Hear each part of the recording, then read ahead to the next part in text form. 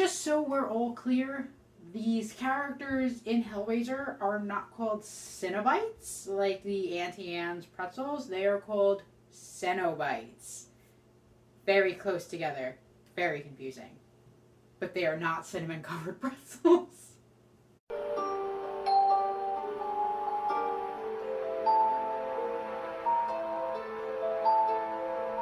Welcome back to 31 Days of Halloween. We are here for our final movie, our Halloween movie. Happy Halloween to everybody who has just joined or been here the entire time. This has been an exciting month, and I ended it on a great movie called Hellraiser.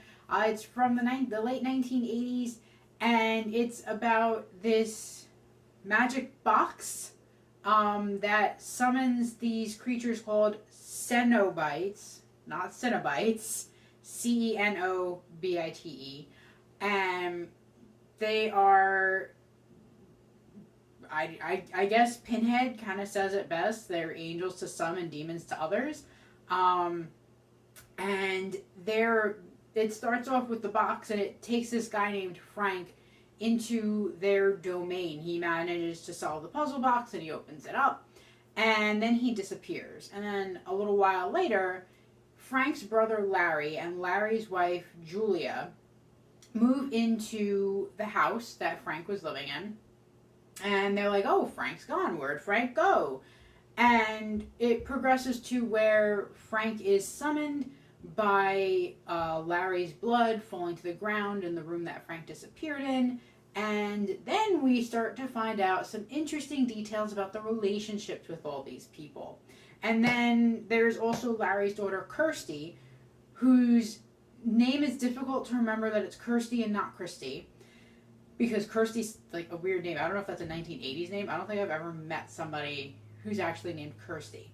But she's pretty important to the story, and she shows up, and basically from that, I mean, the movie is bizarre, to say the least. There is a lot going on, but you don't really find out a lot about who the Cenobite people are. I'm sure we've all seen at least Pinhead in people's tattoos, on t-shirts, in like popular culture things, and he's the guy with like all the little nails or pins or whatever sticking out of his head. It's not like this. You probably know a lot better from pictures, or just Google it, because the pins are not, they're not like antlers like what I'm doing. They're all on his face, and there's 3 other Cenobite, I'm about to say Cenobite people with him, and they're all kind of weird, and one has like their throat opened, and one is like really fat, and one just kind of has like these teeth that go. That one's called the Chattering Cenobite, I believe, in the credits. He's actually not called Pinhead in the movie. I'm not sure at what point that became like his colloquial term or like his official term, because in the credits he's just called Leader Cenobite. Oh boy. But the movie is pretty crazy and is really cool. The practical effects in this, because I don't think there's too many like CGI effects. I think for the most part it's practical, and it reminded me a lot of The Thing, like the practical effects in that and the monster effects in that. And I actually meant to, before I started this video, to see if the effects guy who did The Thing also did this movie, because they just look so much alike, especially in this one part where this body is starting to be rebuilt, and it kind of like comes out of the ground, and it's like just the way that it stomps out, and how gooey it is and wet, and just the way everything like meshes around it. It was so cool, and it made me think so much of The Thing. And one of the things that I didn't like about the movie, because obviously I've liked a lot about it, between the effects and the storyline and the characters. Kirsty's like a really cool character. I really enjoyed the different relationships between everybody, and each character is different, and they have like their own sort of story to them. and their own background. They're pretty well fleshed out for a horror movie, even if maybe a little tropey. You know, it's kind of, I don't know, but I mean, all horror movies have their tropes and their issues. But I did feel that these characters were well fleshed out, even if there were a couple tropes in there. One of the things that I didn't like was that you don't really find out much about, I guess, like the rules of this world, or like who the Cenobite people really are. Um, because they talk about, or Pinhead talks about, because the other two of them don't talk. Pinhead talks, and the one with the throat opened up talks. Um, Pinhead kind of explains it as like where we bring ultimate pain, and we will also bring ultimate pleasure. And if you solve this little puzzle box, then like they appear and they take you into wherever they're supposed to take you, and nobody ever escapes them. But the puzzle box isn't really explained, and how you get to be a Cenobite doesn't really get to be explained. And from what I've been told and from what I sort of know, this gets more fleshed out in like Hellraiser 2 and 3, and I believe after 3, from what I've been told, the movies aren't even kind of worth watching. A friend of mine really, really loves this series, and he told me that it was something with the rights of the movies, that the people who own the rights didn't want to let go of the rights, so they kind of just made Hellraiser movies to make them, whether they were going to be good or not, just so that they could retain the rights of the movie, which obviously is never going to lead to anything good.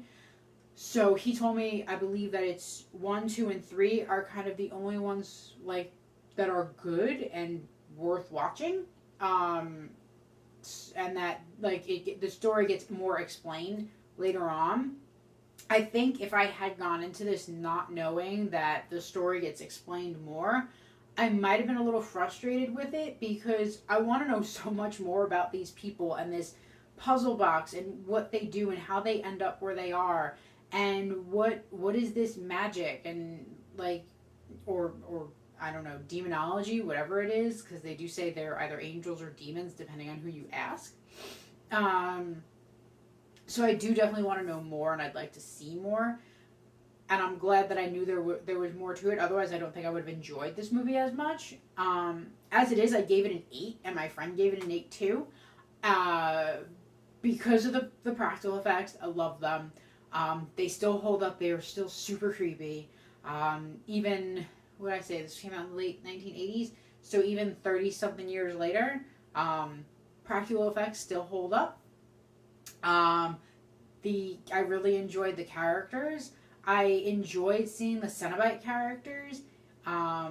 They were really creepy, and just the people who acted them were really cool, because the way that they move, and like they match the way their characters look. So like the chattering one, who's kind of like noisy and all over the place, like he acts noisy and all over the place. And then the one character with the throat opened up, the way that she talks is like very smooth, and the way that she moves is very smooth and like not, and like thought out and stuff. I just thought everything in this movie was great. My score is higher than like all the other scores, so IMDb gives it like a 7.2, and then I think on Rotten Tomatoes it got a 72 from both critics and general audiences. So it's not a middle of the pack sort of movie for everybody, but it's also not like the greatest movie of all time, I guess. So that's where we're at with Hellraiser. I am going to talk about some spoilers. So if you haven't seen it, I definitely recommend going to go see it. And just understand, like, if you're someone like me who wants to know more about a story, or like know the whole story, you can get more of that. So don't necessarily like take it out on this first film where you only get like a taste of who the Cenobite, I was about to say Cenobite again, who the Cenobite people are, and like what's going on in this world. So go see Hellraiser. Thank you so much for joining me through this journey. Make sure to like, comment, share, and subscribe. I will be doing more videos in the future, so keep an eye out for that. I'm just going to be taking a little bit of a break. 31 days was exhausting. So I'll be taking a break, but then I will be posting videos again, probably, a week or so after this video comes out. Thank you so much for joining, and we are going to be going into spoilers. So what I most liked about this movie was probably Kirsty, even though I don't like her name, because she was just such a cool character. She's if you want to follow along with the trope, she's like our final girl character.